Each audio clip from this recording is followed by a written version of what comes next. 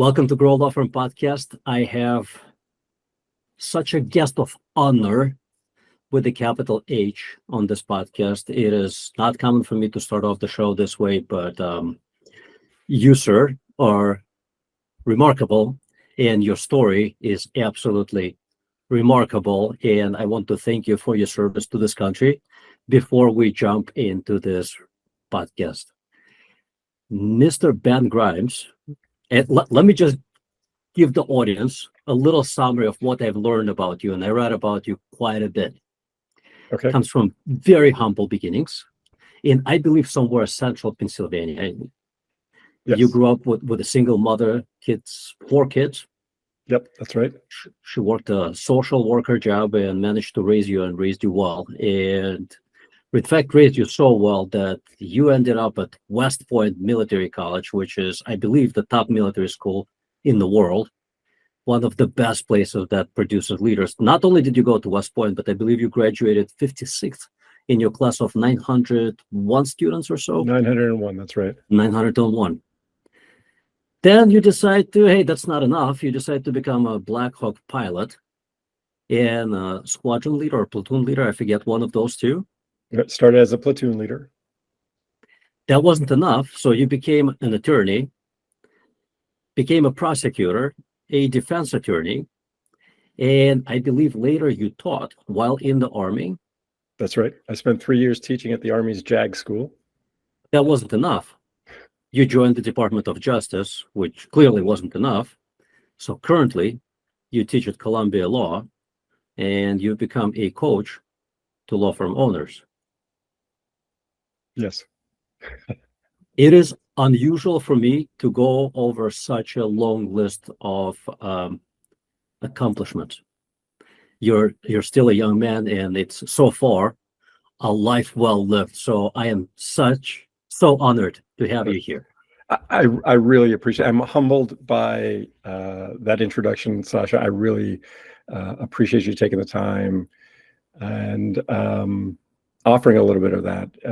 My background is very important to me, and everything from my humble beginnings with my mom and my 3 siblings growing up poor in Pennsylvania.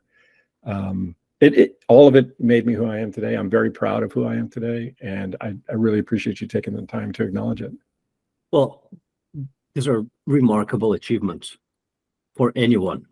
It was a lot of fun too. I mean, it was also a lot of fun along the way. That helps. But still, that's a lot of grit and a lot of determination to travel the path that you have traveled so far. And here you are, helping others to develop leadership skills, which I find very interesting. I think in your remarkable career, this is the first business that is actually yours. Yes, that's right. The coaching business. This is the first business that you're actually owner operator in. But the leadership game is something that you've been at for many, many, many years now. Yeah. If you don't mind, let me tell you why I am doing this. You're right. This is the first time I've struck out on my own. I've hung my own shingle. Entrepreneurship is not part of my DNA by nature. Leadership has become part of my DNA for sure. And the reason I'm doing this now, the reason I've been formally coaching for the last year, is because I looked out at the profession, and you know this, lawyers are not prepared to step into roles of responsibility. We don't do a good job as a profession of teaching ourselves how to take care of each other. And that's what I learned professionally growing up in the Army and in the Department of Justice. I learned how to take care of the people that I was responsible for. I learned how to build teams and create inclusive environments and organizational culture. We don't know how to do that as attorneys. We want to be able to do it. And for folks who are stepping into new partnership roles or stepping into firm management roles, they want to be able to do that. But they're often at a loss for how. And I feel like it's just that important that somebody had to do it, and I missed the opportunity to do those things that I had in the Army And so I stepped out on my own. It's not part of my DNA, like I said, but I really feel very strongly about the value of lawyers, the value of leadership. Yeah, I find it very interesting that legal profession, lawyers, are probably one of very few professions out there, if not the only one, that has such a high percentage of self-employed folks. Yes. Once you're self-employed, you have one boss, you work for yourself. But once you have other people work for you, you become the boss. And this is where the skills that you acquire going through law school and practicing law, no matter what environment you practice law, whether it's government or another small law firm or mid-sized law firm or large law firm, the one thing that you usually do not learn on those jobs are the leadership skills. Yet it's very interesting. So there is one of my mentors, although he doesn't know me personally, but I've been following him for years, is Jocko Willing. Maybe you have come across his name. He is a Certainly. former Navy SEAL commander, and he published a ton of material, including multiple best-selling books on leadership. And one of the quotes that's permanently stuck in my brain is, leadership makes all the difference. There are no bad teams, there are bad leaders.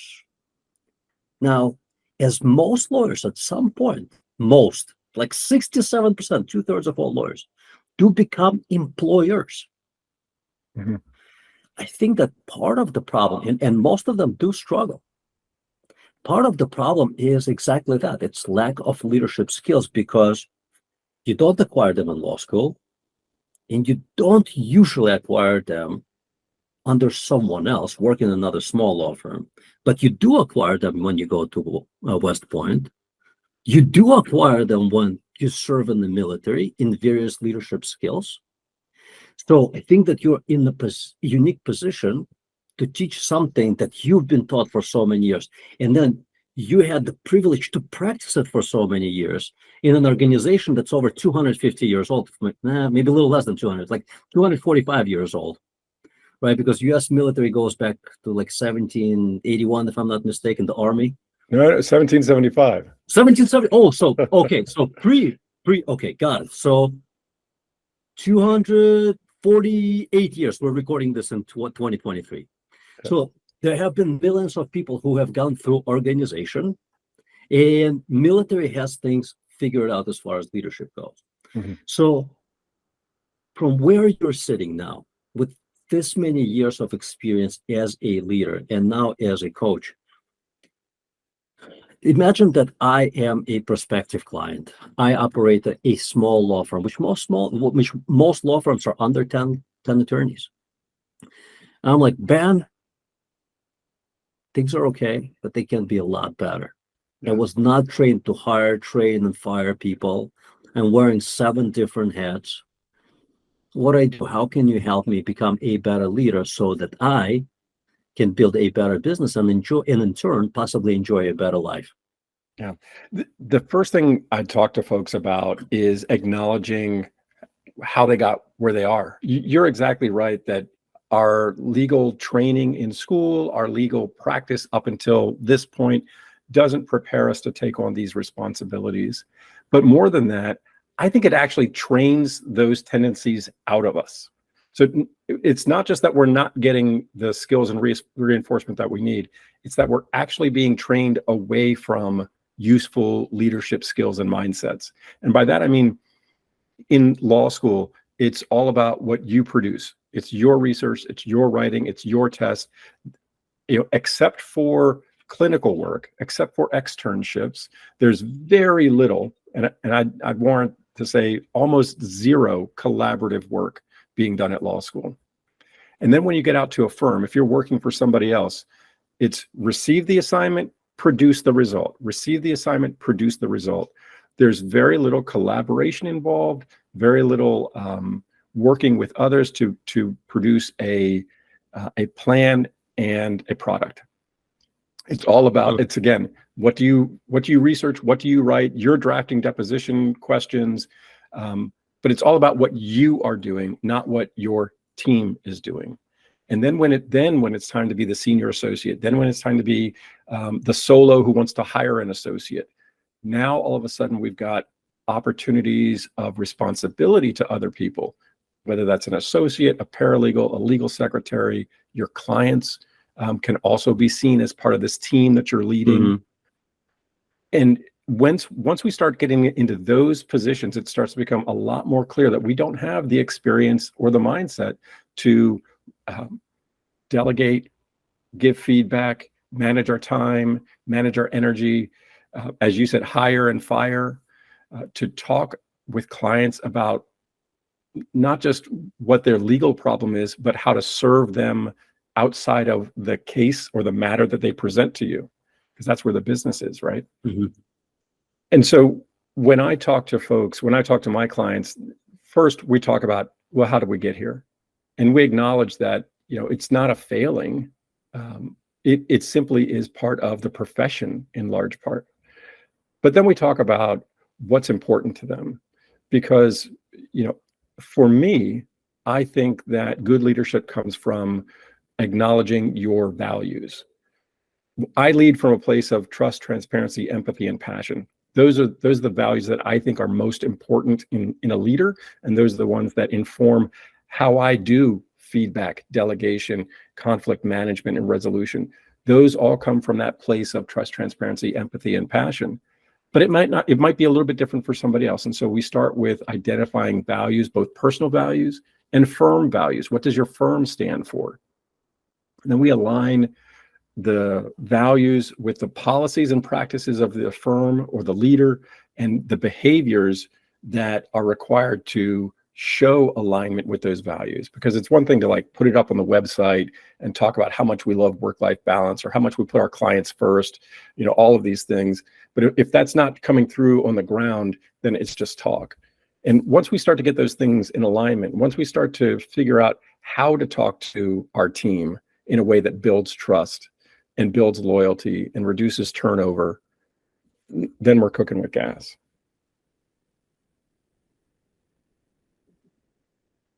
Very interesting. I never thought about lawyers to be trained to work in silos by themselves, but that makes perfect sense. Through Yeah, school. I mean, it's a real shame, and I really appreciate the way law schools are starting to trend in a different direction. Most of that is driven on practical skills. It's driven around practical skills, right? We want more clinical experiences so that lawyers are better at actually writing and actually filing things or actually talking to a client. But the byproduct of that are more opportunities to practice leadership and collaboration. I wonder, that makes perfect sense, but I wonder, a prospective client comes your way and you tell them that first we're going to work on this, then we're going to work on that, and then we're going to work on that. I'm sure a lot of clients, when they came to you, they would be like, but I'm facing different challenges right now. I don't want to work on communications. I don't want to work on values. I do not want to work on policies. For example, very ambitious attorneys, they build larger law firms because they want more out of life. And it starts with better finances. That lead to other opportunities. So they say, I want to focus on how do I go from 6 million to 10 million by becoming a more effective manager. What do you say to that? Yeah, that conversation about values and communication I often couch it in the problem of the day, right? The problem of the day is I don't have enough time to build the book and supervise the associates and run the finances and the marketing and the hiring of the next paralegal that we're going to need. Well, building trust and transparency is also about delegation of work. And building the firm from 6 to 10 million is about delegation of work. You can't do everything. So now it's about what do you do? Well, this values identification piece is part of the process of identifying what I can take on and what I'm going to delegate. And not only what am I going to delegate, but how am I going to delegate it effectively? And in that process of deciding what to delegate and how to delegate it, we actually uncover the values that are informing those decisions. And once we uncover those values, now those values can help to inform other decisions and speed the process up of accelerating the leadership impact. Such a key what you just said, that is like speed up the process of basically getting to the results that you're ultimately after. And I think most of us, so I am a trained on the job business operator, and I've been doing this for a really long time. I didn't go to business school. It's very rare to meet an attorney who also has a business background. So for most of us, we do not think in terms of corporate values beyond having a document that says so. Right. So it's kind of like a thing that's on the wall somewhere, or something that we inform in onboarding of our new employees. But then we may actually practice what we preached on that one pager, maybe not. But I do know that there is a enormous value in having that document and having alignment in the way that we behave with that document. And Absolutely. This is in part how you build a larger business. Can you speak more to that? Like Yeah. in your experience? Absolutely. Having identified those values, I think having a vision statement, having a value statement of some sort is critical. But as you say, it cannot just be a document on the wall or a document or a page on the website. It has to be something that is intentionally developed and something that is put into practice. And why is that important? Because your clients care about who they're hiring. If you want to go from 6 million to 10 million, you need to attract clients, and clients are going to be attracted not just by your price. There are 1,000 lawyers out there who are cheaper than you, right? But they're coming to you for a particular reason, and your values are part of that value proposition for them. So not only is it a client acquisition tool or mechanism, but it's also an employee and associate acquisition and retention mechanism. Because if you are attracting an associate because of the values that you've put up on the website, and now you can't live up to that, well, all of a sudden turnover becomes a problem. And turnover is not just who am I going to give this work to? Turnover is a revenue problem, as you know, right? And every month that seat is empty, you've got hiring costs, onboarding costs, training costs, you've got division of labor costs, and you've got the lack of the billables underneath all that. And so every month you've got an absence is a problem. That's a revenue problem, but that's a revenue problem that can be solved in large part and certainly mitigated by having a culture that is in alignment with the values that you've put some thought into. And that's why it's important to put some thought into it. If you just slap a couple words up on the website and it doesn't resonate with what this firm is built for, what you stand for, then it's going to be impossible to act in alignment with that. That's why it's really important to dig down and figure out what's important to you as the leader of the firm. What does this organization stand for? How are we going to operate? How do we treat our clients? And once we've got that, now we're attracting the right people, both inside the firm and for whom the firm can provide service. And then everything gets smoother after that. Let me quantify the problem that you just shined some light on. It takes on average 6 to 9 months to attract, hire, and onboard a well-qualified employee. I imagine that most small law firm owners will own that firm for 20, 25 years.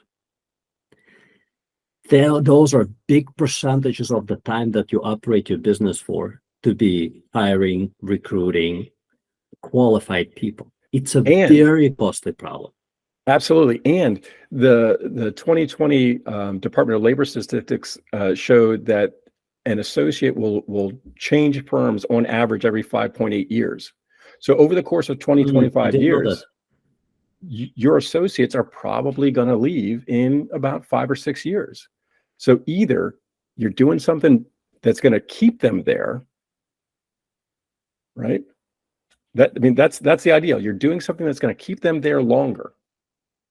And so you've got the Department of Labor statistics that show the turnover rate, and then there was a study a couple of years ago that was published. I saw it published in Forbes that talked about why people leave a job, and it's relatively kind of common knowledge. But there was a study that got some press a few years ago that talked about 40% of people who leave jobs are leaving because of their manager. So every 6 years, every 5 or 6 years, somebody's leaving. Why are they doing it? They're going to tell you it's for the money. They're going to tell you it's for some family opportunity or family concern. But 40% of the people who are leaving because of you as the manager. And if you can change that, what's that? So, and the primary reason, and I read studies on that as well, is actually a lack of recognition. Yes. So if we can communicate with people with empathy, if we can create an environment of trust, if we can be transparent about both information and who we are as authentic human beings, and if we can demonstrate to them our passion for what we're doing, we're going to have loyal associates and employees. We're going to have happier associates and employees, and we're going to have clients that resonate with what we're doing and stay with us long term and keep bringing us business. Super valid. And on the other side of this coin, there's also what type of employees are you attracting? Companies, law firms with higher values are probably going to attract better employees in the first place. And by upholding those values throughout the years and recognizing them, yes, you're probably going to keep them for longer. This is something that we practice in. This is by no means a pitch for my business, but this is something that we practice incredibly well in our team. And because of that, for most production positions in our company, we don't recruit. People bring their friends. Yes. That's when you know it's working, right? That's when you know it's working. Yeah. When your employees and your associates are bringing their friends into the firm, that's when you know it's working. Yeah, our most common production job is an account manager here. And I don't know when was the last year when we had to run an ad for an account manager, because they just bring their friends here. And they're good people, because good people tend to bring in other good people. That minimizes the cost of training.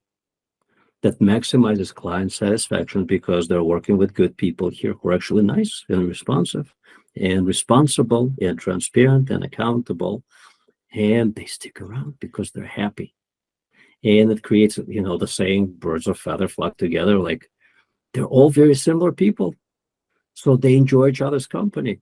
I can't compete with Google's salaries, but they really like being here. So it's like most people will not leave because of a $5,000-$10,000 difference in pay.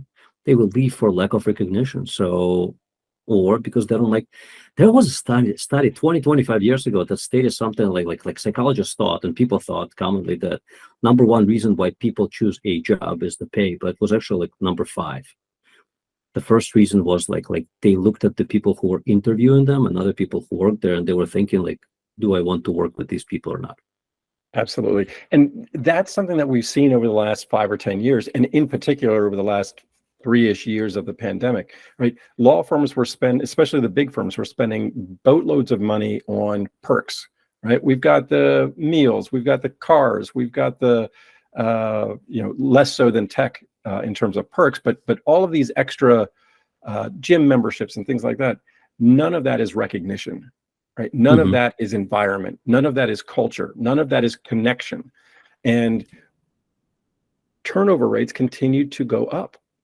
And once the pandemic hit, they went through the roof, because now there was absolutely no reason to stay connected with these firms that didn't see them, that didn't recognize them, that didn't support them, that didn't connect with them. And now, as we're coming out of pandemic, more or less, firms are grappling again with how do we recruit and retain these folks who are looking for something more than just a paycheck. And the answer is, we've got to create a bigger cadre of leaders within these firms so that they have someplace and someone to connect with. It gets really hard for most small law firm owners to even think about cadre of leaders, right? That usually would apply to something that's a larger organization that actually has layers, right? So most law firms are 10 attorneys or fewer, and Okay. they don't think about cadres. They think about how to increase revenue per attorney if there Right. is solid leadership. And I'm not knocking on law firm leaders at all. I just think that most people who start law firms have excellent legal acumen and mediocre or below mediocre business acumen, Mhm. because that proverbial, they don't teach you that in law school. No, no shit, they don't. That's not what law school is for, right? And you don't go to business school because you're busy doing legal work, and then you're really good and you start your own law firm. And then you kind of sort of have to figure out leadership thing.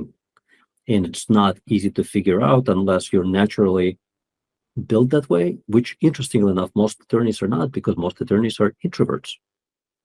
They'd rather work in their own space on their own thing rather than manage all the other people that they have to manage if they have the ambition of growing something that's substantial. These are such interesting points that you bring up. I always think about it this way. So if you go from the point of values, right? If you start with values, let me take it one step back. I think that if you own a law firm, you first have to have a vision for what this business that you're building looks like in 5, 10 years. And for most of us, it's incredibly difficult to imagine it. But you can imagine, by the way, probability that it's going to look exactly like that in 5 to 10 years is very low. But you have to have a target to aim for. So first you write up that vision. And by the way, that vision can be one-page long. Doesn't have to be a lengthy document. Don't waste your time writing a book. Like, it makes no sense. But there's a vision, and the vision, the second document you create is not a plan. The second document you create the values that you're going to practice. And then you have to get the right people who are going to help you create the plan, because most law firm owners, especially when they're starting out, are not well equipped to put together business plans. But with the right values, they'll be able to attract the right people who are going to help you create those business plans. And with the right people will come more of the right people. And even if you operate a very small law firm, 3, 4, 5 attorneys with maybe some support staff, by having the right values, there's a very high probability that your associates are not going to leave you every 5 years and 8 months. That's right. And they're going to treat clients better. So you're going to have, let me be super basic and practical. You're going to have more positive Google reviews. And as you get more positive Google reviews, you're going to get more clients. It's like that simple. Yeah, it is that simple. And it can be that simple to incorporate, to inject leadership into the day-to-day of building your practice. You know, it's easy to hear a conversation about leadership and think, oh, that's not what I need right now. Right. What I need right now are clients in the door. What I need right now is another associate. What I need right now is more time. Well, leadership gets you all those things. And if you think about answering each of those questions from a position of values, you're building that leadership muscle that's going to, again, create more value for you down the road as similar questions come up. Super interesting. I wonder, and I understand, so you're getting people calling on you that they want to develop leadership skills, but I'm sure there are 10, 20, 100 times more law firm leaders, owners, who probably think, that's just not me. Yeah. I am not well equipped to be a leader. Yeah. So, and yes, you're absolutely right.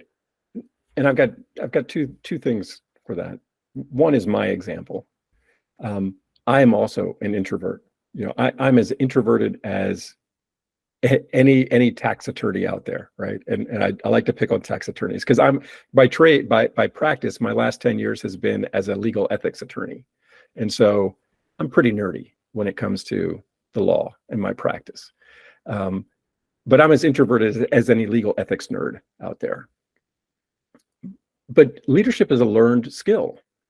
And just like it takes 3 years and a big test to become a lawyer, you're not going to become a great leader overnight. You can practice leadership skills today that will make a difference.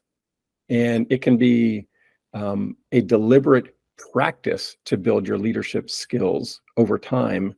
And over time, you'll become a great leader intuitively. But today, tomorrow, next week, next month, it's a practice that we have to be deliberate about. And that's the same as building a business. It's the same as learning the law. We just have to be deliberate about it. And then, so yeah, those two things. My example is, number one, I didn't start out this way. I didn't start out as a great leader, but I build teams everywhere I go now. And that comes from practice. And so anybody can do it. I think that there are folks who are not interested in doing it, and I feel bad for them and their organizations. But I think that there are a lot of folks out there who do want to do it, who do want to become better, stronger, more efficient leaders, more capable leaders. They don't know where to start. But the starting point really is the decision to do something. Excellent point. And let me make it super practical. So whenever I think about the legal profession, I think in terms of income, I think of it as a pyramid. In the bottom layer, and this is the biggest layer there is, there are lawyers who practice law. And according to Bureau of Labor Statistics, and I don't remember data for 2022, but somehow I remember 2021 really well. Median income was just a hairline under 128,000. 209 got you in the top 10%, with an approximate glass ceiling of like $450,000 a year, which is nothing to snuff at. It's a great income, unless you live in like Manhattan. Most other areas in the country, it's great income, right? But most do not make it. I assume it's like 1% of legal professionals who are actually practicing law. Then there's a much thinner layer pyramid of income, and those are the rainmakers. They're the people who are extrovert or made themselves extrovert. They go out there, they build relationships, they bring in business, and they barely practice law because why? Rainmaking pays more than actually doing legal work. And then at the top of that pyramid, there are effective CEOs or leaders of well-structured law firms. And when they think about it, in many conversations with lawyers, they will say like, yeah, but you have to get like really big to get to that level. I'm like, no. You think about it this way. If you own a $5 million law firm, by that I mean $5 million in gross revenue, that is not a huge organization by any stretch of imagination. It's a small business. $5 million in gross revenue. If you are the leader of that law firm, here's how the numbers are going to break down. Your cost of services are going to be somewhere at 40 to 60% of that 5 million. Your other operating and marketing and advertising expenses will be another 30, 40%. At the end of the year, you should have approximately 20% net profit margin left in your business. 20% of $5 million is $1 million. And you as a leader can probably pay yourself 30 grand a month. That makes it for an approximately $1,360,000 income on a $5 million law firm. To do that, you have to be a good leader, not a good lawyer, a good leader. And it's very interesting that as a leader of a $5 million law firm, you probably will not be able to afford to practice law. You will not have the time. You will be in charge of hiring best people to manage your silos of different people, of the associates, of your support staff. You will be talking to key vendors, like marketing teams, because they're the ones who help you bring in all that business. Like HR consultants, whoever else is going to help you continually develop that business. You will not be doing very much of doing. You will be doing more of talking, thinking, analyzing, and deciding, which is not that hard if you train yourself to become a good leader and a good analyst of your very small business. But you have to start out by, well, you don't have to start out, but you have to develop your leadership skills, because if you are, pardon my French, a shitty leader, none of that is going to come together. That's because right. people are going to run from you. That's right. And it really is, and it really does start with that first decision to do something different, to talk to you, to talk to me, to talk to somebody else, to get a mentor, to find accountability. It's that decision to do something and then acting on it. I worked with somebody once who told a story or a joke about 5 frogs sitting on a log. And he said, 5 frogs sitting on a log, and they all decided to jump in the water. How many frogs were left on the log? And the answer is 5. Making a decision is only the first step. You have to take action on that decision. And so you're exactly right. Becoming an effective leader of a firm of any size is doable, but it really requires someone to decide that they want to do that and then take the first step to get it done. If a law firm owner, a leader, an aspiring leader wants to connect with you, what's the first step that they take? The first step with me is to set up a legal leadership strategy session where we'll sit down for about 45 minutes. We'll talk through where they are, how they got there. I'll give them actionable steps that they can take back depending on what their immediate needs are. I'll give them actionable steps. If it's right to work together, we'll talk about what that looks like. But the first step is really to give me a call. They can connect with me on LinkedIn or my website. What's your website? Website is bkgleadershipcoaching.com. Amazing story, amazing insights, amazing offer. I certainly recommend that if you are a law firm leader, an aspiring leader, anywhere on the ladder of climbing up and making more of yourself, reach out to Ben, West Point, helicopter pilot, military attorney, Columbia, so many different things. Anyone, including myself, could probably learn a ton from you and be better off for it. Thank you so much for being on the show. Thank you, Sasha. This has been a great discussion. I really appreciate you having me.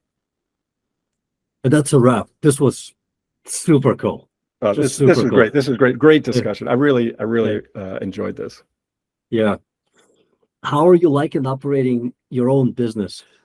Well, it's I've not been trained for this. Right. That's why I asked, because this is the new thing for you.